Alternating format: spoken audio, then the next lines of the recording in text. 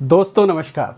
दोस्तों आज की डेट में एक बहुत बड़ा सवाल हमारे चारों तरफ है और हर कोई इसकी चर्चा कर रहा है और कहीं ना कहीं वो एक कंसर्न है, एक कन्फ्यूज़न में है। क्या कोरोना की थर्ड वेव आ सकती है स्पेशली इंडिया के अंदर, और अगर आ सकती है तो कब तक आ सकती है और उसका जो पीक टाइम रहेगा वो क्या रहेगा। तो आज हम उसके ऊपर बात करने वाले हैं और अगर ये आएगी तो हमें क्या सावधानियां बरतने वाली हैं। तो मैं जीसी उपाध्याय आप लोगों से आज इस टॉपिक के ऊपर बात करूंगा। सबसे पहले कि कोरोना की क्या थर्ड वेव आएगी। जी बिल्कुल, कोरोना की थर्ड वेव आएगी और ये बहुत सारे जो रिसर्च इंस्टीट्यूशन हैं, चाहे वो इंडिया या इंडिया के बाहर के, हर मतलब जो भी रिसर्च है वो इस तरफ इशारा कर रही है कि कोरोना की थर्ड वेव आएगी। और अगर मैं एक रिसेंटली अगर मैं एक बहुत रिसेंट अगर एक सर्वे की बात करूं और एक रिसर्च की बात करूं तो वो रिसर्च की है एसबीआई रिसर्च ने।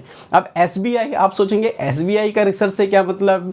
देखिए दोस्तों, एसबीआई नो डाउट एक बैंक है, लेकिन ये भी रिसर्च करता है। और क्योंकि हम सब लोग जानते हैं जो कोरोना है वो सिर्फ हेल्थ को इम्पैक्ट नहीं करता, वो इकोनॉमी को भी इम्पैक्ट करता है। और क्योंकि जो एसबीआई है वो एक फाइनेंशियल इंस्टीट्यूशन है, वो एक बैंक है, और ना केवल एक बैंक है बल्कि इंडिया का लार्जेस्ट बैंक है। और अगर मैं वर्ल्ड की बात करूं तो वर्ल्ड में ये 43 रैंक करता है, यानी 43rd रैंक पे है पूरे वर्ल्ड के अंदर लार्जेस्ट बैंकों के अंदर। और अगर मैं फॉर्च्यून 500 कॉरपोरेशन कंपनियों की बात करूं तो उसमें 221 नंबर पे आता है। तो इतना बड़ा ये बैंक है, तो इसके जो कस्टमर बेस है वो बहुत बड़ा है और इंडिया में तो सबसे बड़ा बैंक है।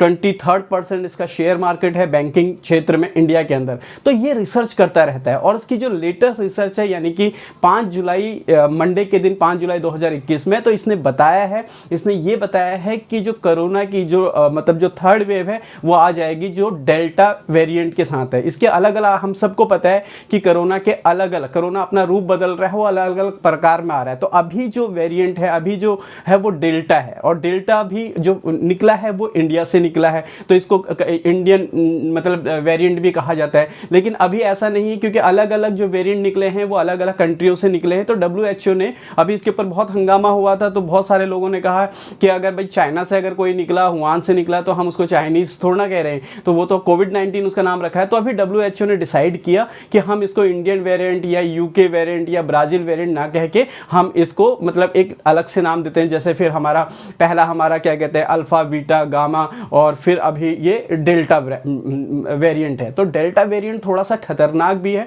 तो ये जो एसबीआई रिसर्च की रिपोर्ट है ये बता रही है कि अगस्त के फर्स्ट वीक के अंदर, ध्यान रखिए, अगस्त फर्स्ट वीक के अंदर ये थर्ड वेव आ सकती है।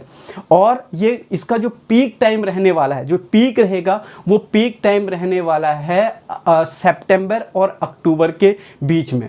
तो ये सिर्फ एसबीआई रिसर्च की रिपोर्ट नहीं कह रही है, ये बहुत सारे इंस्टीट्यूशंस हैं, बहुत सारे रिसर्च इंडियन और WHO, उसके अलावा वर्ल्ड की अलग अलग कंट्रियों से जो रिसर्च निकल के आए वो भी इसी तरफ इशारा कर रहे थे कि वेव तो आएगी थर्ड वेव, लेकिन हो सकता है वो सितंबर, अक्टूबर या दिसंबर तक जाए। लेकिन जो लेटेस्ट रिपोर्ट एसबीआई की है वो है कि अगस्त फर्स्ट वीक के अंदर ये आ सकती है। तो दोस्तों भगवान ना करे कि ये थर्ड वेव आए और ये इतनी इम्पैक्टफुल हो, इतनी बड़ी हो जैसे कि हमने सेकेंड वेव के अंदर देखा। लेकिन इशारा इसी तरफ है, तो हमें थोड़ी सी सावधानी बरतनी पड़ेगी। तो यहाँ पे क्या कर सकते हैं, क्या सावधानी हमें बरतनी चाहिए, ये थोड़ा सा हमें समझना होगा एक जिम्मेदार नागरिक के होते हुए भी। और क्योंकि हमें अपनी फैमिली को भी सिक्योर करना है, अपने आप को भी सिक्योर करना है। और सबसे बड़ी बात जो मैं बार बार कह रहा हूँ कि ये जो बीमारी है, ये जो प्रॉब्लम है, ये सिर्फ हेल्थ को इम्पैक्ट नहीं कर रही है, पूरी तरीके से इकोनॉमी को भी इम्पैक्ट कर रही है।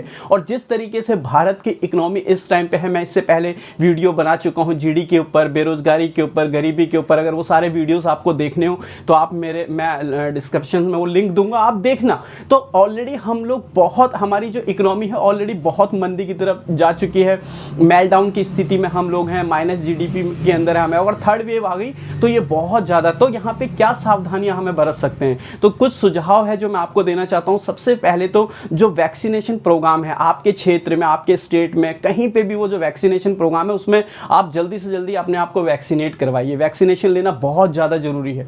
उसके बाद कुछ और चीज़ें हैं जिनमें आपको ध्यान रखना है। देखिए, अगर जब तक ज़रूरी ना हो सके, मैं अभी एक देख रहा था कहीं पे सोशल मीडिया में कहीं पे कि सैटरडे और संडे के दिन मतलब लोगों ने मसूरी, शिमला, नैनीताल मतलब रोडें जाम हो चुकी हैं। लोग बाग ऐसे निकल रहे हैं घर से, पता नहीं उन्होंने कहीं कैद किया हुआ था और कैद करने के बाद बता अब दोबारा से मतलब ये सारी चीज़ें। तो ये बचिए इन सारी चीज़ों से, इन सारी चीज़ों से बचना बहुत ज़्यादा ज़रूरी है अगर हम थर्ड वेव से बचना चाहते हैं। और दूसरी बात सबसे इंपॉर्टेंट है कि अभी पैसे को बहुत समझ समझ के खर्च कीजिए।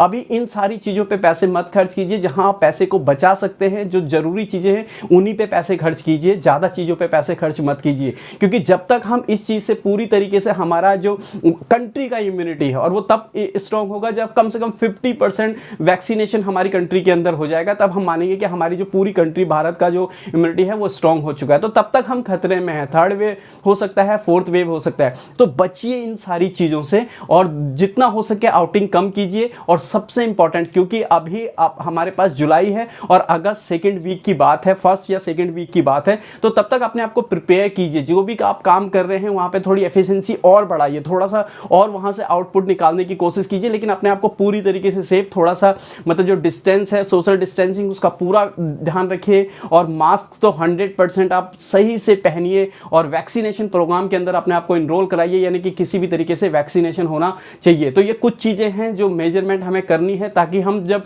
और हमने देखा है सेकेंड वेव के अंदर, और हम इतनी जल्दी कैसे भूल सकते हैं ये सारी चीज़ों को। कल की तस्वीर, सैटरडे और संडे की तस्वीरें देख के मैं खुद हैरान हूँ कि ये सारी तस्वीरें हमने देखी है। हम ऑक्सीजन के लिए हमारे लोग मर रहे थे, हमारे बेड नहीं मिल रहा था, वैक्सीनेशन दवाइयाँ नहीं मिल रही थी, और फिर हम लोगों ने इसको कैजुअली ले लिया। तो ऐसा ना कीजिए, क्योंकि कंट्री मतलब हम सब की जिम्मेदारी है, हम सब भारतीय हैं, भारत के नागरिक हैं। तो पूरी तरीके से एक साथ होके इससे लड़ाई लड़ते हैं और कोशिश करते हैं कि थर्ड वेव अगर आ भी गई तो उतना इम्पैक्ट ना डाले जितना सेकेंड वेव ने डाला है। तो यही आपसे मेरी रिक्वेस्ट है। और अपनों का ख्याल रखें, अपनी फैमिली का ख्याल रखें और स्वस्थ रहिए। Thank you. जय हिंद।